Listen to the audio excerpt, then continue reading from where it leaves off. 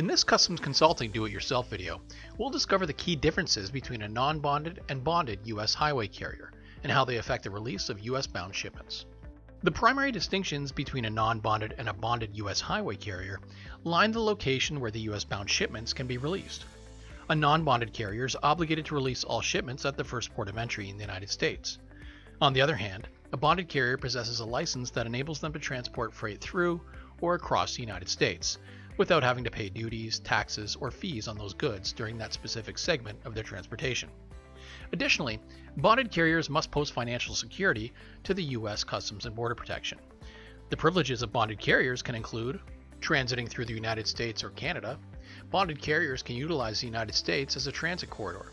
This is called an in-transit movement. For instance, they can transport goods from Canada, passing through the United States, and return to Canada, or vice versa. The movement of goods to a bonded warehouse.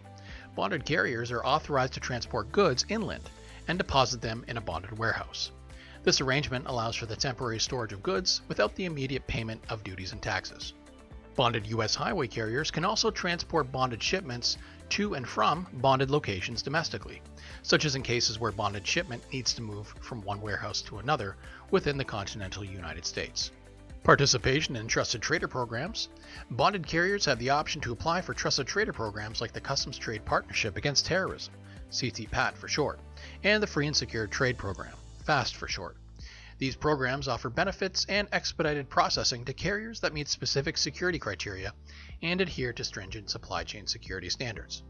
While registering as a non-bonded highway carrier involves a straightforward process, becoming a bonded U.S. highway carrier to avail the benefits mentioned earlier requires a more intricate procedure.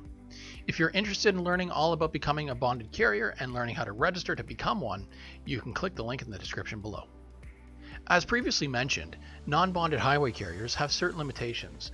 They're restricted to transporting shipments that must be released at the first port of entry, and they are not authorized to transport commercial goods for inland release or transit through the United States. However, there are certain circumstances where non-bonded carriers can transport commercial loads in bond, such as with the utilization of a single-entry bond. Single-entry bonds can be acquired either directly through U.S. Customs and Border Protection or through a customs broker that offers this.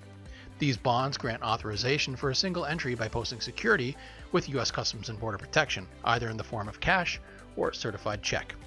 If you'd like to delve deeper into the details of single entry bonds, you can click the link in the description below to learn more. In conclusion, understanding the differences between a non-bonded and bonded U.S. highway carrier, along with the possibilities of single entry bonds, empowers you to navigate logistics with confidence. Unlock the doors to smoother journeys and efficient transportation. Safe travels and happy shipping.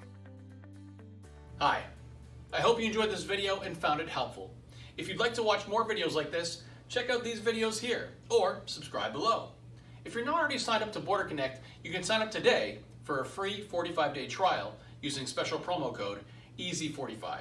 Thanks for watching.